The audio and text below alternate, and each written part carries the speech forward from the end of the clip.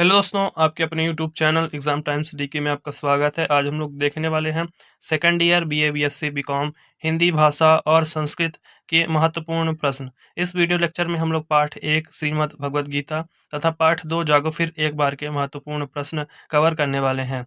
इसी तरह हम 3 से 4 वीडियो लेक्चर में पूरी हिंदी की इंपॉर्टेंट क्वेश्चंस को देख लेंगे, जो कि हमारे परीक्षा की दृष्टि से बहुत ही महत्वपूर्ण और उपयोगी होने वाले हैं। तो आइए शुरू करते हैं। वीडियो प्रश्न क्रमांक 1 आप देख सकते हैं, यहाँ पे लिखा हुआ है। ये पाठ 1 के इम्पोर्टेंट क्वेश्चन हैं। और अगर आपको प्रीवियस ईयर क्वेश्चन पेपर भी देखना है हिंदी और इंग्लिश लैंग्वेज का, तो इस वीडियो के डिस्क्रिप्शन में उसका लिंक डाल दिया हूँ, वहाँ से जाके आप देख सकते हैं। तो आइए शुरू करते हैं। प्रश्न क्रमांक 1 से पढ़ते हैं, जिसमें लिखा हुआ है प्रश्न क्रमांक 1 में कि भगवत गीता किसकी रचना है, यानी भगवत गीता की रचना किस महान कवि द्वारा की गई है। तो महाकवि वेद व्यास आपने पढ़ा होगा, तो इसका ऑप्शन नंबर 7 सही हो जाएगा। प्रश्न क्रमांक 2 है, श्री कृष्ण द्वारा अर्जुन को युद्ध भूमि में दिया गया कर्म का संदेश बिंदी बिंदी के रूप में संकलित है, तो किसके रूप में? श्रीमद् भगवत गीता, यानी ऑप्शन नंबर 7 सही हो जाएगा। इसी प्रकार प्रश्न क्रमांक 3 में है, भगवत गीता महाभारत के किस पर्व का भाग है, तो किस पर्व का? भीष्म पर्व, यानी ऑप्शन नंबर 12 सही हो जाएगा प्रश्न क्रमांक 3 का। प्रश्न क्रमांक 4 में पूछा गया है, भगवत गीता महाभारत के किस पर्व के रूप में वर्णित है, तो ये छठा पर्व है, यानी ऑप्शन नंबर 7 सही हो जाएगा। प्रश्न क्रमांक 5 है, भगवत गीता का उपदेश भगवान श्री कृष्ण ने किसे दिया था, तो अर्जुन को, यानी ऑप्शन नंबर आ सही हो जाएगा प्रश्न क्रमांक 5 का। अगला है प्रश्न क्रमांक 6, जिसमें पूछा गया है, गीता में कौन सा योग नहीं है। बता दें, परीक्षा में एज इट इज क्वेश्चन आते हैं, जैसे बुक में लिखा हुआ है, तो आप ये पढ़ के चले जाइएगा, बाकी आप परीक्षा में अच्छा स्कोर कर पाएंगे। प्रश्न क्रमांक 6 में पूछा गया है, गीता में कौन सा योग नहीं है, तो कौन सा नहीं है? हठ योग, यानी ऑप्शन नंबर 7 सही हो जाएगा। प्रश्न क्रमांक 7 है अगला प्रश्न, अर्जुन को भगवान ने कौन सी गीता बताई, तो कौन सी? भगवत गीता, यानी ऑप्शन नंबर 12 सही हो जाएगा। प्रश्न क्रमांक 8 है अगला प्रश्न, गीता कौन सा शास्त्र है, तो कौन सा शास्त्र है? योग शास्त्र, यानी ऑप्शन नंबर द सही हो जाएगा प्रश्न क्रमांक 8 का। अगला प्रश्न क्रमांक 9, गीता के तृतीय अध्याय में कुल कितने श्लोक हैं, तो कितने श्लोक हैं? 43, यानी ऑप्शन नंबर 7 सही हो जाएगा। प्रश्न क्रमांक 10, जो लोग केवल अपने लिए खाना पकाते हैं उनको गीता में कहा गया है, क्या कहा गया है? आलसी, अज्ञानी, पापी या कपटी। क्या कहा गया है? पापी, यानी ऑप्शन नंबर 10 सही हो जाएगा प्रश्न क्रमांक 10 का। अगला प्रश्न क्रमांक 11, बिंदी बिंदी के कारण से बार बार जन्म मृत्यु के दुख को भोगना पड़ता है, किसके कारण? कर्म बंधन, यानी ऑप्शन नंबर आ सही हो जाएगा। चलते हैं अगले प्रश्न की ओर। अगला है प्रश्न क्रमांक 12, जिसमें पूछा गया है, साधन की परिपक्वावस्था का क्या नाम है, तो इसका क्या नाम है? निष्ठा, यानी ऑप्शन नंबर 7 सही हो जाएगा। अगला प्रश्न क्रमांक 13, जो मनुष्य इंद्रियों को हठ पूर्वक रोकता हुआ उन इंद्रियों के विषय का मन से चिंतन करता है, ऐसे व्यक्ति को क्या कहा जाता है? क्या कहा जाता है? सत्कर्मी, यानी ऑप्शन नंबर 12 सही हो जाएगा। अगला प्रश्न क्रमांक 14, जिसमें पूछा गया है, जिस अवस्था को प्राप्त हुए पुरुष के कर्म अकर्म हो जाते हैं, अर्थात फल उत्पन्न नहीं कर सकते, उसे क्या कहते हैं, तो क्या कहते हैं? निष्कर्मता, यानी ऑप्शन नंबर आ सही हो जाएगा। अगला प्रश्न क्रमांक 15, कामनाओं के वास स्थान में सम्मिलित नहीं है, कौन? साधना, यानी ऑप्शन नंबर 12 सही हो जाएगा। अब चलते हैं अगले अध्याय की ओर। अगला अध्याय है जागो फिर एक बार, इसके रचयिता कौन से हैं? सूर्यकांत त्रिपाठी निराला, यहाँ पे लिखा हुआ है। तो इस अध्याय का पहला प्रश्न है, निराला की अनामिका, परिमल, गीतिका तथा तुलसीदास आदि रचनाएं बिंदी बिंदी हैं, किस युग की हैं? छायावाद, यानी ऑप्शन नंबर 12 सही हो जाएगा।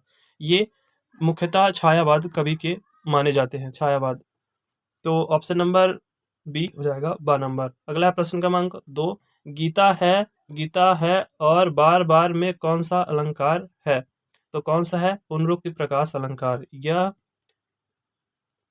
प्रश्न क्रमांक 2 का होगा ऑप्शन नंबर आ सही हो जाएगा। अगला प्रश्न क्रमांक 3, सन 1920 में सूर्यकांत त्रिपाठी निराला की प्रथम कविता बिंदी बिंदी प्रकाशित हुई, कौन सी? जन्मभूमि, ऑप्शन नंबर आ सही हो जाएगा। प्रश्न क्रमांक 4 है, सूर्यकांत त्रिपाठी निराला की कृतियों में से कौन सा निबंध है, कौन सा है? उत्साह, यानी ऑप्शन नंबर द। चलते हैं अगले प्रश्न की ओर। अगला है प्रश्न क्रमांक 5 सूर्यकांत त्रिपाठी निराला का जन्म कब हुआ था? तो किस वर्ष हुआ था? सन 1899, ऑप्शन नंबर बी। प्रश्न क्रमांक 6 है, निराला की भाषा है कौन सी? खड़ी बोली, ऑप्शन नंबर द सही हो जाएगा प्रश्न क्रमांक 6 का। प्रश्न क्रमांक 7 है, निराला जी किस छंद के प्रवर्तक रहे? तो पहला है मुक्तक, दूसरा है चौपाई, तीसरा है रोला छंद या द है कुंडलिया छंद। तो इसका हो जाएगा ऑप्शन नंबर आ। प्रश्न क्रमांक 7 का ऑप्शन नंबर आ सही होगा, मुक्त छंद। अगला है प्रश्न क्रमांक 8, निराला किस वाद के कवि हैं? अभी हम लोग ऊपर पढ़ के आए हैं इसको, छायावाद कवि हैं, यानी ऑप्शन नंबर ब सही हो जाएगा। अगला है प्रश्न क्रमांक 9, निराला जी का संपूर्ण साहित्य किसमें प्रकाशित है? किसमें प्रकाशित है? निराला रचनावली, यानी ऑप्शन नंबर सा। अगला प्रश्न क्रमांक 10, गीता है स्मरण करो बार बार, इस कथन से कवि ने भारतीय को संदेश दिया। तो क्या दिया है? पहला सर्वधर्म समभाव का, दूसरा है एकता का, या तीसरा धर्म निष्ठा का, या चौथा कर्म निष्ठा का। तो ऑप्शन नंबर 10 सही हो जाएगा, कर्म निष्ठा का। अगला प्रश्न क्रमांक 11, जागो फिर एक बार कविता में कौन सा भाव है? तो कौन सा है? उत्साह, यानी ऑप्शन नंबर आ सही हो जाएगा। अगला है प्रश्न क्रमांक 12, जागो फिर एक बार कविता में बिंदी बिंदी का भाव निहित है कौन सा? राष्ट्रीय नव जागरण, यानी ऑप्शन नंबर 10 सही हो जाएगा प्रश्न क्रमांक 12 का। प्रश्न क्रमांक 13 है, जागो फिर एक बार कविता के आंदोलन की पृष्ठभूमि पर सृजित है स्वतंत्रता प्राप्ति की पृष्ठभूमि, मतलब उससे प्रेरित होकर ये पाठ उन्होंने लिखा हुआ है, स्वतंत्रता प्राप्ति से प्रेरित होकर। अगला है प्रश्न क्रमांक 14, गुरु गोविंद सिंह किस पंथ के गुरु थे? तो किस पंथ के? सिख, यानी ऑप्शन नंबर 12 सही हो जाएगा प्रश्न क्रमांक 14 का। अगला है प्रश्न क्रमांक 15, भारतीयों को किसका रूप माना गया है? तो ब्रह्मा का, यानी ऑप्शन नंबर 7 सही हो जाएगा।